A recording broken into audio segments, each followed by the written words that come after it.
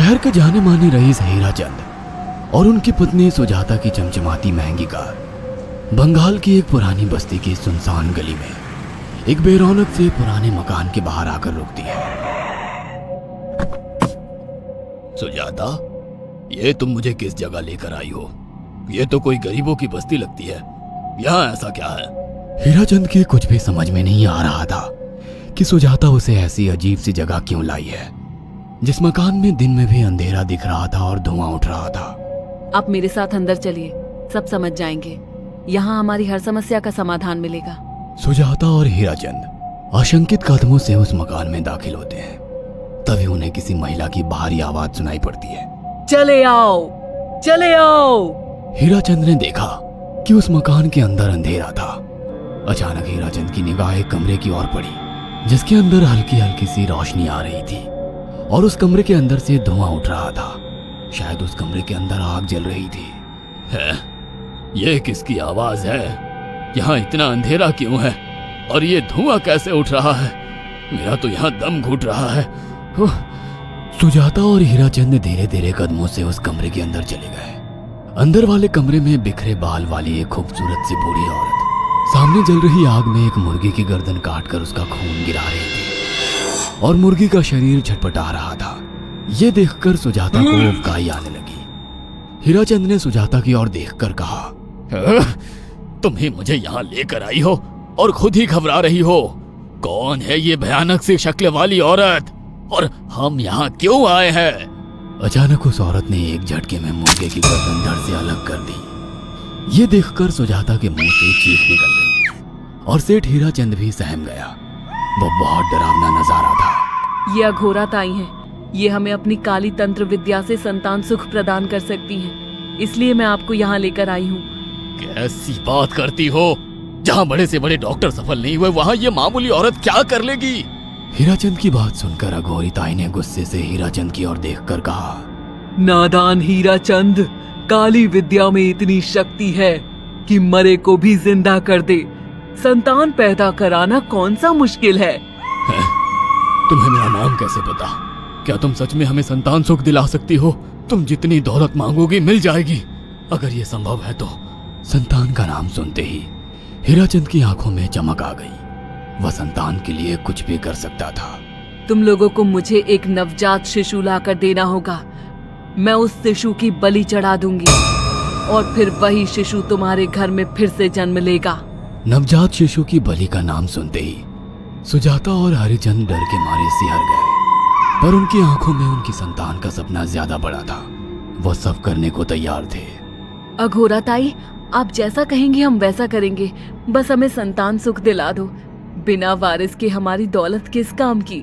संतान सुख के लिए अंधे हो चुके सुजाता और हरिचंद अपनी नौकरानी शीला से एक नवजात बच्ची चोरी करवा के अघोरी ताई को दे देते हैं।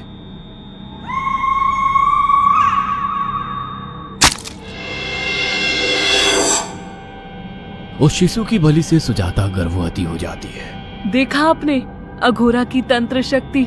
मुझे उस पर पूरा भरोसा था। चलो चलकर उन्हें धन्यवाद कहते हैं। हीराचंद और सुजाता अघोरा ताई के पास पहुंचते हैं। वो दोनों बहुत खुश थे और अघोरा पर उन्हें अंधविश्वास हो गया था। अघोरा ताई, आप महान तंत्रिका है।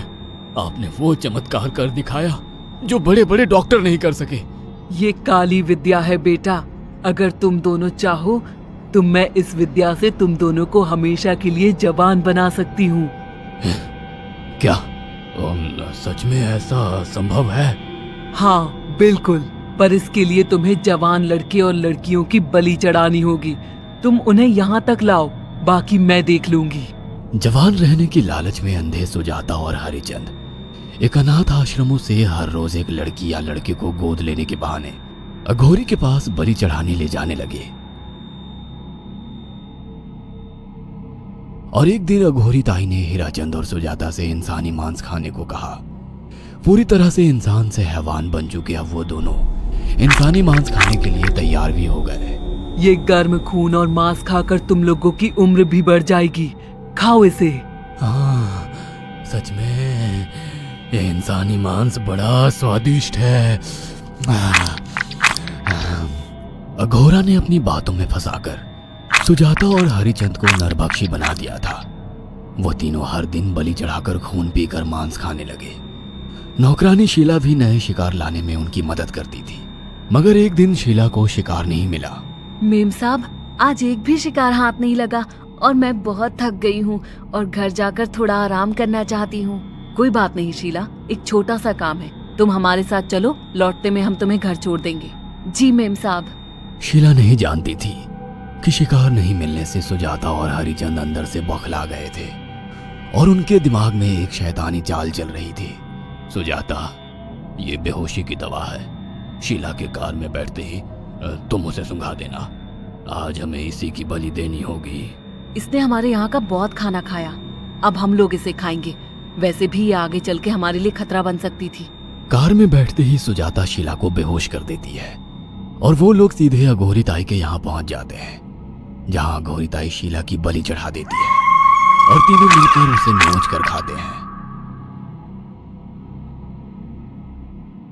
अघोरी ताई, हमको बलि चढ़ाते हुए पूरा 1 साल हो गया है। हमारा बेटा भी साल भर का हो चुका है। अब और कितनी बलि देनी होगी? बस एक आखिरी क्रिया और बची है, उसके बाद तुम दोनों हमेशा के लिए जवान हो जाओगे। कैसी क्रिया अघोरा ताई? 3 दिन बाद सूर्य ग्रहण है, हमें पास के घने जंगल में एक विशेष क्रिया करनी होगी। उसके बाद तुम लोग कभी बूढ़े नहीं होगे। कितना अच्छा होगा, हम हमेशा जवान रहेंगे और सालों साल तक अपनी दौलत से ऐश करेंगे। हाँ, सच कहा। अघोरा ताई ने हमारे हर सपने पूरे कर दिए। 3 दिन बाद बंगाल के बियाबान जंगल में कोहरे और ओस से भीगे पेड़ों के बीच एक घने बरगद की बेलों पर कटे इंसानी सिर लटक रहे थे, जिसमें से खून टपक रहा था। काले जादू का सामान भी रखा था। कितनी भयानक जगह है ये, हर तरफ कटे हुए सर लटक रहे हैं। थोड़ी देर में सब समझ जाओगे। बैठ जाओ और मेरे साथ ये मंत्र दोहराओ। ओ, अघोरा, ये किन लोगों की कटी हुई गर्दनें हैं? आप यहाँ क्या करने वाली हो? हीराचंद की बात सुनकर अघोरा जोर जोर से हंसने लगी और उसने एक शैतानी हंसी हंसते हुए हीराचंद की ओर देखकर कहा,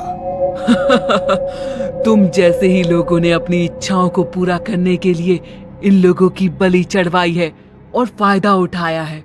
अब तुम दोनों आंखें बंद करके यहाँ बैठ जाओ और मेरे साथ मंत्रों को दोहराते जाओ। अघोरा ने सुजाता और हरिचंद को वशीकरण मंत्र और काले जादू के इस्तेमाल से सम्मोहित कर दिया और देखते ही देखते वो एक भयानक डायन में बदल गई और चीखती हुई बोली, अब मैं तुम दोनों की बलि चढ़ाकर अमर हो जाऊंगी, क्योंकि तुम लोगों ने 100 लोगों की बलि का खून पिया है। देखते ही देखते उस डायन ने फरसे से एक एक करके सुजाता और हरिचंद की गर्दन काटकर जल रही आग में बलि चढ़ा दी और उनका गर्म खून पीने लगी। जब तक तुम जैसे मूर्ख और लालची लोग अपने फायदे के लिए दूसरों को मेरे पास लाते रहेंगे, मैं उनका फायदा उठाकर ऐसे ही उनकी बलि चढ़ाती रहूंगी। दरअसल अघोरा एक डायन थी और अपना स्वार्थ पूरा करने के लिए उसने हीराचंद और सुजाता की लालच का फायदा उठाकर उनकी भी बलि चढ़ा दी। बुरे काम का बुरा ही नतीजा मिलता है। अगर आपको हमारी ये कहानी पसंद आई हो तो इसे लाइक और शेयर करना ना भूलें। साथ ही ऐसी और नई कहानियों के अपडेट्स पाने के लिए हमारे चैनल अक्षु टीवी को जरूर सब्सक्राइब करें।